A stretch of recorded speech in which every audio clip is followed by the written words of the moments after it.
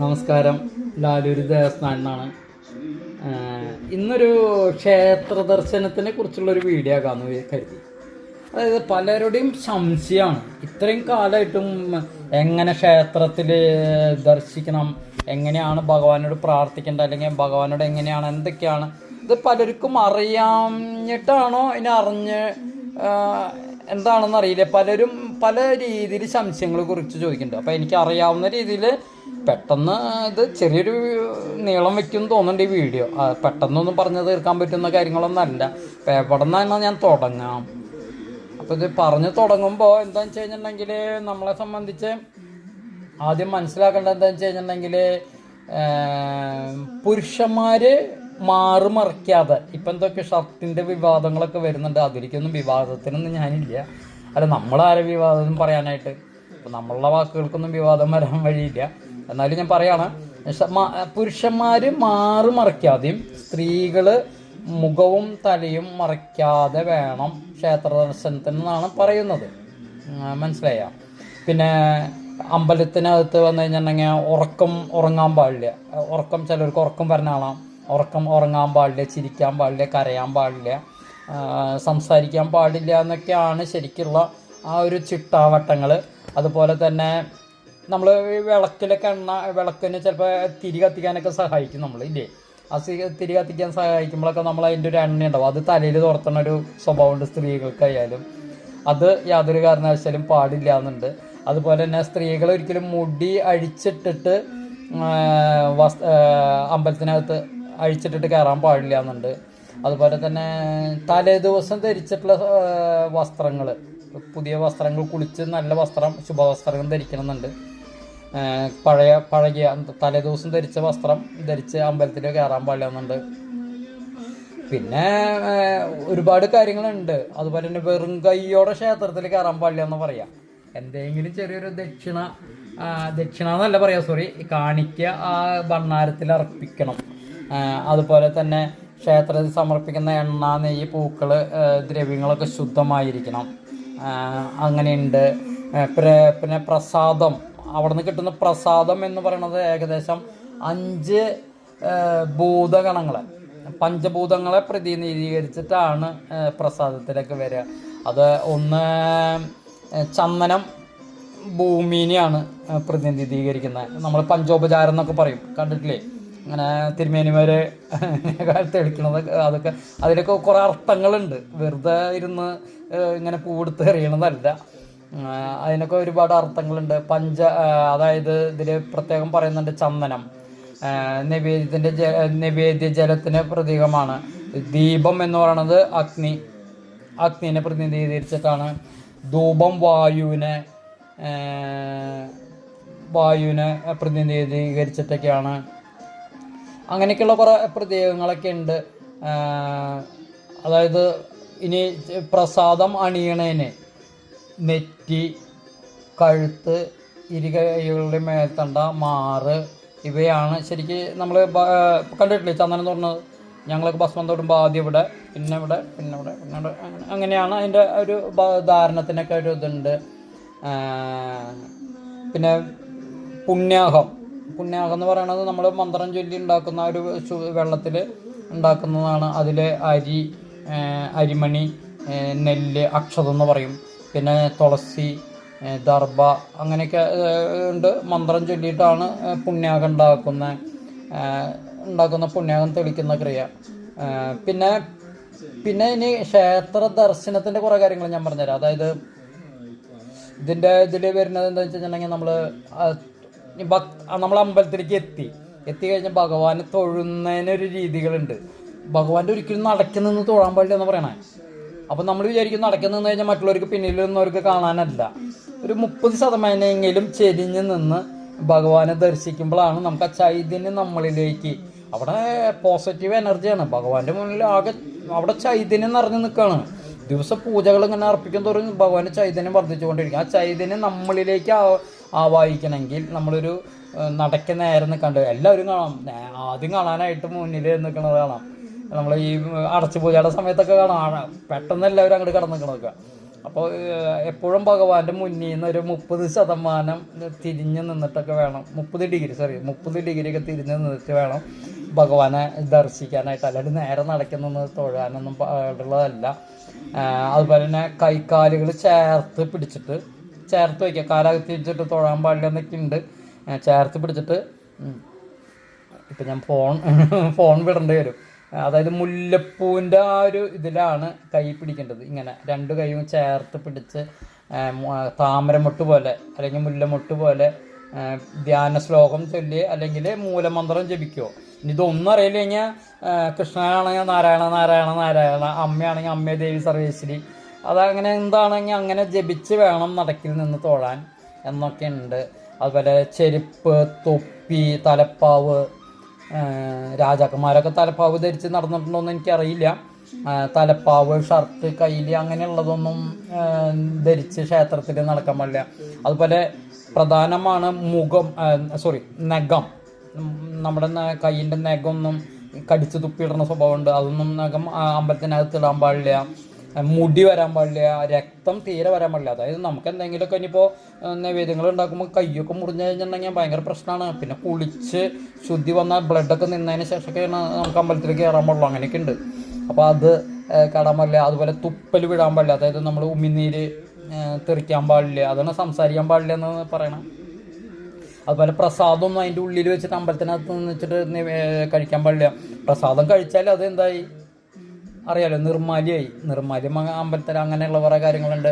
സ്ത്രീകൾ ക്ഷേത്രത്തിൽ പ്രവേശിക്കാൻ, പക്ഷേ നമ്മൾ തന്നെ പറയാറുണ്ട് സ്ത്രീകൾക്ക് ആർത്തവം മഹാലക്ഷ്മിയാണ് ഇതൊക്കെ പറയാറുണ്ട്. അപ്പോൾ ആ ഒരു 7 ദിവസം സ്ത്രീകൾ അമ്പലത്തിൽ ദർശനം പാടില്ല എന്നാണ് അമ്പലത്തിൻ്റെ ആ ഒരു ഇത്. അതുപോലെ തന്നെ ശിവക്ഷേത്രത്തിൽ 10 ദിവസം കഴിഞ്ഞാണ് ക്ഷേത്ര ദർശനം പാടുള്ളൂ. അതായത് ആർത്തവം കഴിഞ്ഞിട്ട് 10 ദിവസം കഴിഞ്ഞിട്ടാണ് ശിവക്ഷേത്രത്തിൽ കയറാൻ പാടുള്ളൂ. സംഗതി അതിൻ്റെ വേറൊരു ശാസ്ത്രം കൂടി പറയുന്നുണ്ട്. അതായത് ആർത്തവ സമയത്ത് സ്ത്രീ മഹാലക്ഷ്മി ആവണമെന്ന് ഞാൻ ഇടയ്ക്കിടയ്ക്ക് പറയാറുണ്ട്. അത് മഹാലക്ഷ്മി ആവണോ, മഹാലക്ഷ്മി ദേവൻ്റെ മുന്നിൽ വന്ന് നിൽക്കുമ്പോൾ മഹാലക്ഷ്മീനെ കാണുമ്പോൾ ആ ഇരിക്കുന്ന മൂർത്തി എഴുന്നേൽക്കണ്ടേ, അതിനൊക്കെയാണ് ശാസ്ത്രം. അപ്പോൾ ഒരു സ്ത്രീയുടെ മുന്നിൽ എഴുന്നേറ്റ് നിൽക്കേണ്ട ഒരു ഇത് നമ്മളായിട്ട് ഭഗവാന് കൊടുക്കാതിരിക്കാനൊക്കെ അങ്ങനെയും പിന്നിൽ ഒരുപാട് കഥകളൊക്കെ ഉണ്ട്. പലർക്കും പല രീതിയിലുള്ള ശാസ്ത്രങ്ങളൊക്കെയാണ് ഇതിന് കൊണ്ട് നടക്കുന്നത്. അങ്ങനെ അതുപോലെ തന്നെ മരിച്ചു. ഇപ്പോൾ കഴിഞ്ഞ ദിവസം എന്നോടൊരു ഹൈദരാബാദിൽ നിന്ന് അവരുടെ ആരോണ്ട് ബന്ധു മരിച്ചതിനെ കുറിച്ചിട്ടൊരു നമുക്കൊരു ഹൈദരാബാദിലൊരു ഭക്തിയുണ്ട്. അപ്പോൾ ഇതിൽ ഞാനിപ്പോൾ നാളത്തെ കഴിഞ്ഞ് മറ്റന്നാളത്തെ അമാവാസി പൂജയിൽ പങ്കെടുക്കുമ്പോൾ മരിച്ചതിനെ കുറിച്ച് അതിനൊക്കെ ഉണ്ടായിരുന്നു. അപ്പോൾ മരിച്ച മറ്റുള്ള കാര്യങ്ങൾക്കൊന്നും പ്രാർത്ഥിക്കാനൊന്നും അങ്ങനെയുള്ള പോലേക്കൊന്നും ബുദ്ധിമുട്ടുകളില്ല. നമ്മൾ തട്ടിയറിഞ്ഞ് വിടാൻ പോയി അമ്മേ ദേവി സർവശ്ശേരി എന്നൊക്കെ വിളിക്കില്ലേ. അപ്പം അതൊന്നും ആ സമയത്ത് നമ്മൾ സ്ത്രീകൾ ആർത്തവമാണോ അല്ലെങ്കിൽ പോലെയാണോ എന്ന് നോക്കുന്നില്ല. അപ്പോൾ ഭഗവാനെ വിളിക്കാനൊന്നും സമയം നോക്കണ്ട. അപ്പോൾ ഈ ഭഗവാൻ ഈ പൊലാന്ന് പറയാം, പല സ്ഥലങ്ങളിൽ പല രീതിയിലാവും. മരിച്ചിട്ടുള്ള പൊലയിൽ 16 ദിവസം അമ്പലത്തിൽ പ്രവേശിക്കാൻ, 16-ാം അടിയന്തരം കഴിയാണ്ട്. ചിലരൊക്കെ ഇപ്പോൾ 3 മാസം മരിച്ചിട്ട് 3-ാമത്തെ ദിവസം എന്തൊക്കെയാ ചടങ്ങുകളൊക്കെ തീർത്തിട്ട് എല്ലാവരും പണിക്കൊക്കെ പോയി തുടങ്ങി. പണ്ടത്തെ പോലെ ഒന്നല്ല, 16 ദിവസമാണ് അടിയന്തരം. അത് കഴിയാണ്ട് അമ്പലത്തിലേക്ക് കറക്കാൻ പാടില്ല. അതുപോലെ പ്രസവിച്ചിട്ടുണ്ടെങ്കിൽ പ്രസവാനന്തരം കുട്ടിയുടെ ചോറൂണിന് ശേഷമാണ് കുട്ടിയായാലും അമ്മയായാലും ക്ഷേത്ര ദർശനം നടത്താൻ പാടുള്ളൂന്നുണ്ട്. പിന്നെ നമുക്കൊക്കെ എല്ലാവർക്കും ഉള്ളൊരു കാര്യമാണ് വിഷയാസക്തി. അതായത് നമ്മളെന്തെങ്കിലും ഒരു ആവശ്യത്തിനായിട്ട്, അതുപോലെ തന്നെ എന്താ പറയുക, അസൂയ, കുറേ കാര്യമുണ്ട്. പരദ്രോഹ ചിന്ത നമുക്ക് ഏറ്റവും കൂടുതലുള്ളതായിരിക്കും. നമുക്ക് എല്ലാവരും അടിച്ചു മാറ്റണമെന്നല്ല. അങ്ങനത്തെ ചിന്തകളൊക്കെ ഒഴിവാക്കിയിട്ട് വേണം ക്ഷേത്ര ദർശനം നടത്താമെന്നൊക്കെ ഉണ്ട്. അതുപോലെ തന്നെ പറഞ്ഞു കഴിഞ്ഞിട്ടുണ്ടെങ്കിൽ വീഡിയോ ഇപ്പം തന്നെ 10 മിനിറ്റോളം ആയി. പിന്നെന്താണ് നിങ്ങൾക്ക് ഇതിൽ പെട്ടെന്ന് ഓർമ്മ വരുന്നത്?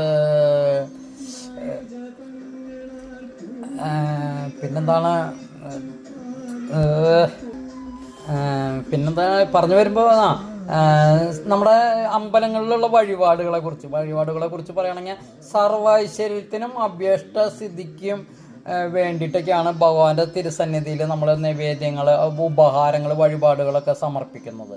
അതൊക്കെ നമ്മുടെ ഐശ്വര്യത്തിനൊക്കെ വേണ്ടിയിട്ടാണ്. അപ്പോൾ അത് ത്യാഗമാണെന്ന് പറയുന്നുണ്ട് പരക്കെ വിശ്വസിക്കണം. അതുപോലെ തന്നെ യഥാർത്ഥത്തിൽ വഴിപാട് എന്ന് പറയുന്നത് പൂജയുടെ ഒരു ഭാഗമാണ്. അതായത് ഭക്തൻ പൂജയിൽ ഉൾപ്പെടുത്തുന്നതിൻ്റെ ഉപാധി കൂടിയാണ് വഴിപാടുകൾ.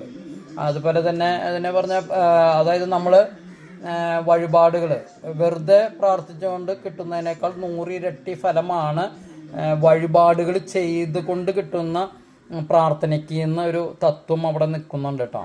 അതൊക്കെ ഉണ്ട്. അത് കാശ് കിട്ടാൻ വേണ്ടി പറയണതല്ല, അങ്ങനെയാണ് അതിൻ്റെ ഒരു ഇത്. അതുപോലെ തന്നെ ദക്ഷിണ, ഏതെങ്കിലും ക്ഷേത്രത്തിലൊക്കെ പോയി കഴിഞ്ഞിട്ടുണ്ടെങ്കിൽ നമ്മൾ പ്രസാദം കൊടുത്തു കഴിഞ്ഞിട്ടുണ്ടെങ്കിൽ ഒരു 10 പൈസയെങ്കിലും ദക്ഷിണ അർപ്പിച്ചിട്ട് അത് വാങ്ങിക്കുമ്പോഴാണ് അതിനൊരു അതിനൊരു ഇതൊക്കെ ഉണ്ട്. അത് വിചാരിച്ചിട്ട് അമ്പലത്തിലേക്ക് പൈസ കിട്ടാൻ വേണ്ടിയിട്ട് പറയുന്നതായിട്ട് തോന്നരുത്. പിന്നെ ക്ഷേത്രങ്ങളിൽ ഇപ്പം നമ്മളൊരു വഴിപാടുകൾ എന്നൊക്കെ പറഞ്ഞിട്ടുണ്ടെങ്കിൽ 5 തരം വഴിപാടുകളൊക്കെ ഉണ്ട്. 5 തരം വഴിപാടുകൾ 6 വിഭാഗങ്ങളൊക്കെ ആയിട്ടാണ് നമ്മളതിനെ തരംതിരിച്ചിട്ടുള്ളത്. അർച്ചന, അതായത് നമ്മുടെ വിധിപ്രകാരമുള്ള മന്ത്രജപത്തോട് കൂടിയിട്ട് ദേവനെ അർപ്പിക്കുന്ന കാര്യങ്ങളാണ് അർച്ചന. അർച്ചന എന്ന് പറഞ്ഞു കഴിഞ്ഞാൽ അഞ്ജലി എന്ന് പറയും, ചിലയിടത്ത് പുഷ്പാഞ്ജലികൾ, അങ്ങനെയുള്ള കാര്യങ്ങളൊക്കെയാണ് പറയാം. പിന്നെ അഭിഷേകം, അതിൻ്റെ കുറേ ഇതൊക്കെ ഉണ്ട്. അതൊക്കെ പറഞ്ഞു വരികയാണെങ്കിൽ ഒരുപാട് കാര്യങ്ങൾ പറയാനായിട്ടുണ്ടായിരുന്നു വരുന്നത്. ഔഷധക്കൂട്ട്, അതിന് എന്താ പറയാം, അഭിഷേകം എന്ന് പറഞ്ഞാൽ നമ്മൾ ഒരുപാട് കേട്ടിട്ടില്ലേ. എന്താ പറയുക, ഞാൻ ഇവിടെ കാലത്ത് നമ്മുടെ അഭിഷേകം എന്നൊക്കെ പറഞ്ഞാൽ അത്രയ്ക്ക് വലിയ ഗുരുവായൂർ അമ്പലത്തിലത്തെ പോലെയുള്ള അഭിഷേകം ഒന്നല്ല. ആദ്യം സ്വാമിനെ ജലത്തിൽ ആദ്യം നിർമ്മാല്യം ഒഴിവാക്കി കഴിഞ്ഞിട്ടുണ്ടെങ്കിൽ സ്വാമിയുടെ ശുദ്ധജലത്തുകൊണ്ട് ആദ്യം കഴുകും. അത് കഴിഞ്ഞിട്ട് വാഗച്ചാർത്ത് കഴിഞ്ഞതിന് ശേഷം നമ്മൾ തേച്ചുകുളി, അതിനെ നമ്മൾ ഒരു മരത്തിൻ്റെ ഇതുണ്ട്, അതുകൊണ്ടാണ്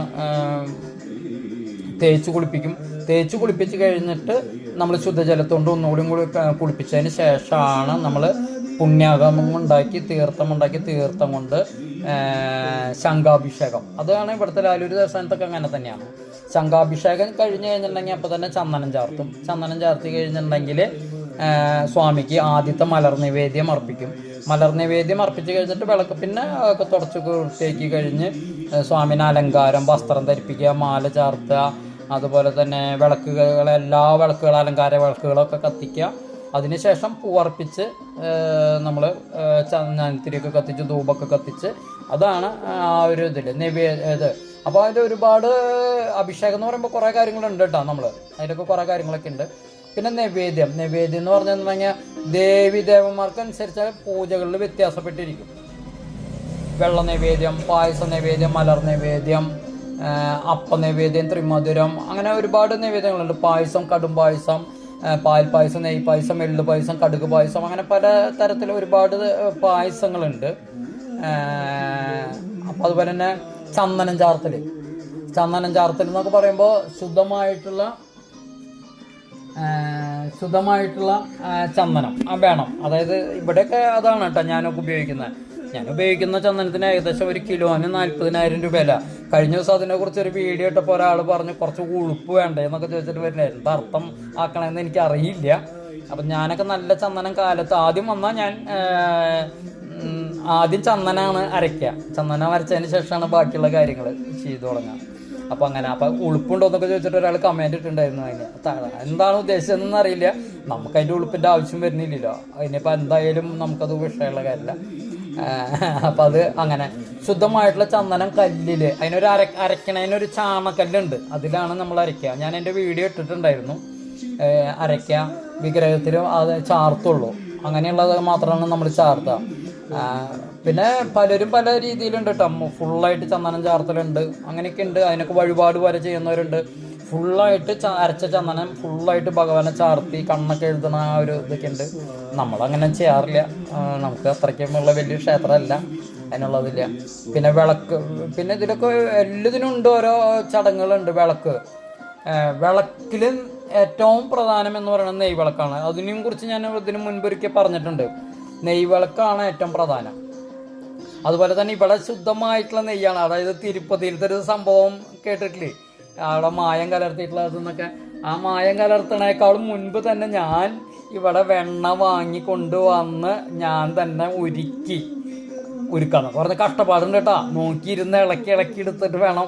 ഗ്യാസ് കുറെ കത്തും, ഗ്യാസ്മയാണ് ഗ്യാസ് കുറെ കത്തും. നമ്മൾ അതിനിരുന്ന് ഉരുക്കി നെയ്യാക്കിയിട്ടാണ് ഞാനൊക്കെ ഇവിടെ വെണ്ണ നെയ്യാക്കിയിട്ടാണ് ഇവിടെ നെയ്യ് വിളക്കിലൊക്കെ കത്തിക്കുന്നത്. അല്ലാണ്ട് നമ്മൾ ഈ സൂപ്പർ മാർക്കറ്റിൽ കാണുന്ന മിൽമയുടെ മറ്റുള്ള ഒരു ഇതിൻ്റെ പേര് പറയാഞ്ഞിട്ട് കാര്യമില്ല, ഒരു ഇതിൻ്റെയും ഞാൻ നെയ്യ് ഉപയോഗിക്കാറില്ല. എണ്ണ അതുപോലെ തന്നെ ശുദ്ധിയായിട്ടുള്ള എണ്ണ മാത്രമാണ് ഞാൻ ഉപയോഗിക്കുന്നുള്ളൂ. അങ്ങനെയുള്ള കുറേ കാര്യങ്ങളൊക്കെ ഉണ്ട്. നെയ്യ് വിളക്കിന് തെളിക്കുന്നതാണ് ഭയങ്കര പ്രധാനം. ശ്രീകോവിലിനകത്ത് പല സ്ഥലങ്ങളിലും പല രീതിയിലാണ്. എള്ളെണ്ണ കത്തിക്കണവരുണ്ട്, വെളിച്ചെണ്ണ കത്തിക്കണവരൊക്കെ ഉണ്ട്. പുഷ്പാഞ്ജലി എന്ന് പറയണത് നമ്മൾ മാനസികവും ശാരീരികമായ ശുദ്ധി വരുത്തുന്നതിന് വേണ്ടിയിട്ടാണ് പുഷ്പം കൊണ്ട് അർച്ചന നടത്തുന്നത്. നമ്മുടെ ശരീരശുദ്ധിയും മറ്റുള്ള കാര്യങ്ങൾക്കാണ് പുഷ്പാർച്ചന. ഇതിലൂടെ കിട്ടുന്ന ഒരു ഇതെന്താണെന്ന് വെച്ച് കഴിഞ്ഞിട്ടുണ്ടെങ്കിൽ ദീർഘായുസ് കിട്ടും. പിന്നെ നമ്മുടെ ശത്രുദോഷ നിവാരണം, സമ്പൽ സമൃദ്ധി, അങ്ങനെ ഒരുപാട്. രക്തപുഷ്പാഞ്ജലി എന്ന് പറഞ്ഞാൽ ആഗ്രഹ സഫലീകരണത്തിന്, ശത്രുദോഷത്തിന് വേണ്ടിയിട്ടൊക്കെയാണ്. കുങ്കുമച്ചാർത്ത് മാംഗല്യം, സ്ത്രീകളുടെ കല്യാണം നിലനിൽക്കാനും അതുപോലെ കല്യാണ സിദ്ധിക്ക്, മാംഗല്യ സിദ്ധിക്ക് വേണ്ടിയിട്ടൊക്കെയാണ്, സിദ്ധിക്ക് വേണ്ടിയിട്ട്. പിന്നെ സഹസ്രനാമാർച്ചന എന്ന് പറയണത്, അഷ്ടോത്തരാർച്ചന, അതൊക്കെ മുതൽ ഐശ്വര്യത്തിനൊക്കെ വേണ്ടിയിട്ടാണ്. അതിന് വേണ്ടിയിട്ടാണ്. ഇതിനിടയിൽ മെസ്സേജുകൾ വന്നുകൊണ്ടിരിക്കുന്നുണ്ട്. അതാണ് ഇടയ്ക്ക് അങ്ങോട്ടും ഇങ്ങോട്ടൊക്കെ നോക്കണം. ലാപ്ടോപ്പിൽ ഓരോരുത്തർ മെസ്സേജ് അയക്കുന്നുണ്ട്. അപ്പോൾ അതൊക്കെ നോക്കുന്നുണ്ട്. അതുകൊണ്ടാണ് ഇടയ്ക്കിടയ്ക്ക് അങ്ങോട്ടൊക്കെ നോക്കുന്നത്. അപ്പോൾ ഇതൊക്കെ പറയാനാണ്ടല്ലേ, ഇപ്പോൾ പൂജാ സമയമല്ലേ, അതിനൊന്നും ഇതായിട്ടുള്ളൊരു സമയത്ത് ഞാനൊന്ന് ഒരു ചെറിയൊരു വീഡിയോ ഇടാമെന്ന് വെച്ചിട്ട് 2 ദിവസമായിട്ടൊരു വീഡിയോകളൊന്നും ഇട്ടിട്ടില്ല. അപ്പോൾ ഇത് പറഞ്ഞു വരാണെങ്കിൽ ഓരോന്നിന് ശ്രീ സൂക്താർച്ചന, ധനത്തിന് വേണ്ടിയിട്ട് അങ്ങനെ പറയുകയാണെങ്കിൽ കുറേ കാര്യങ്ങളുണ്ട്. അതൊക്കെ ഞാൻ അതിന് വേണമെങ്കിൽ അർച്ചനകൾ, പുഷ്പാഞ്ജലികൾ എന്തിനൊക്കെ വേണ്ടതെന്ന് പറഞ്ഞിട്ട് പിന്നെ ഒരു ചെറിയൊരു വീഡിയോ ഞാൻ ഇടപ്പോൾ തന്നെ 17 മിനിറ്റായി. അഭിഷേകം ഞാൻ ഇതായിട്ടുണ്ട്. പിന്നെ എന്നിട്ട് ഒരുപാട് കാര്യമുണ്ട്. പിന്നെ വെടിവഴിപാട്, മീനൂട്ട്, തുലാഭാരം, നാളികേരം മുടച്ചെടുക്കാൻ അവധി, ഹോമം, മൃത്യുഞ്ജയ ഹോമം, കറുക ഹോമം, ഇതൊക്കെ ഓരോ ക്ഷേത്രങ്ങളും വ്യത്യാസമായിരിക്കും. അങ്ങനെ കുറേ കാര്യങ്ങളുണ്ട്. നിർമ്മാല്യ ദർശനം. ഇനി ക്ഷേത്രത്തിൻ്റെ ഏറ്റവും വലിയൊരു സംഭവമാണ് നിർമ്മാല്യ ദർശനം. അതായത് നട തുറക്കുമ്പോൾ ആദ്യം കാണുന്ന, അതായത് അതിന് വേറൊരു ശാസ്ത്രമുണ്ട്. ഭഗവാൻ നമ്മൾ രാത്രി നട അടച്ച് പോകുമ്പോൾ ഭഗവാന്റെ അടുത്ത് അവിടെ മറ്റുള്ള ക്ഷേത്രങ്ങളിൽ നിന്നൊക്കെ ഉള്ള ആൾക്കാരൊക്കെ വന്ന് ഇവരൊരു സഭ കൂടുന്നൊക്കെയാണ് അതിനൊരു ശാസ്ത്രം. നമ്മൾ കണ്ടിട്ടില്ല. നമ്മൾ എല്ലാം കഴിഞ്ഞ് പോയി കഴിഞ്ഞാൽ നമ്മൾ പണ്ട കാലത്തൊക്കെ, ഇപ്പോൾ ആർക്കും നേരം, ഇപ്പം എല്ലാവർക്കും മൊബൈലിലിരിക്കാൻ നേരമില്ല. ഞങ്ങളുടെ ചെറുപ്പകാലത്തൊക്കെ ഉണ്ടായിരുന്നു, സ്ലാബുമ്മയാണ് എല്ലാവരും കൂടുക. അമ്മ വന്നിട്ട് ഒരു 150 തവണ വിളിക്കും, വാടാ മോനെ കിടക്കാറായില്ലേ എന്നൊക്കെ വിളിച്ചുകൊണ്ടിരിക്കുന്ന സമയങ്ങളൊക്കെ ഉണ്ടായിരുന്നു അന്നൊക്കെ. അപ്പോഴും നമ്മുടെ സഭ നിർത്തില്ല. അതുപോലെയാണ് നമ്മൾ നട തുറക്കുമ്പോഴാണ് അവരൊക്കെ പോവാന്നാണ് ശാസ്ത്രം. അതിനാണ് മണിയടിച്ച് വിളക്ക് പിടിച്ചു, നമ്മൾ ഒരു തിരി വിളക്കെടുത്ത് മണിയടിച്ച് അനുവാദം ചോദിച്ചിട്ടൊക്കെയാണ് വാതിൽ തുറക്കുക. അപ്പോഴൊക്കെ അവരൊക്കെ പോയിട്ടുണ്ടാവും. അങ്ങനെ കാണുന്നതിനാണ് നിർമ്മാല്യ ദർശനം. അതിനൊക്കെ ഏറ്റവും വലിയ ഐശ്വര്യമാണ്. അങ്ങനെ കുറേ കാര്യങ്ങളൊക്കെ ഉണ്ട്. ഇതിനൊക്കെ പറയുകയാണെങ്കിൽ ഒരുപാടുണ്ട്. അപ്പം ഞാനിപ്പോൾ ഏകദേശം ഒരു 20 മിനിറ്റായി. ഇതന്നെ ആൾക്കാർക്ക് ബോറടിക്കും. ഇതന്നെ മുഴുവൻ കാണുന്ന നിർബന്ധമൊന്നുമില്ല. അപ്പോൾ ഇതിനനുസരിച്ചിട്ട് ഞാൻ ഇതിനെ ചുറ്റിയിട്ടുള്ള മറ്റുള്ള കാര്യങ്ങളെക്കുറിച്ച് എന്തെങ്കിലും സംശയങ്ങൾ ഉണ്ടെങ്കിൽ ചോദിച്ചോളൂ. അതിനുള്ളൊരു വീഡിയോ ഞാൻ പിന്നീട് ഇടാം. എല്ലാവർക്കും ഭഗവാന്റെ അനുഗ്രഹം, ലാലൂർ ദേവസ്ഥാനത്ത് മൂർത്തികളുടെ അനുഗ്രഹം എല്ലാവർക്കും ഉണ്ടാകട്ടെ എന്ന് ജപത്തിലൂടെ ജപിക്കുക. ജപത്തിലൂടെ എല്ലാവരും സർവമായിട്ടുള്ള സർവൈശ്വര്യം നേടാൻ അനുഗ്രഹിക്കട്ടെ എന്ന് പറഞ്ഞു. നന്ദി, നമസ്കാരം. ലാലൂർ ദേവസ്ഥാനം.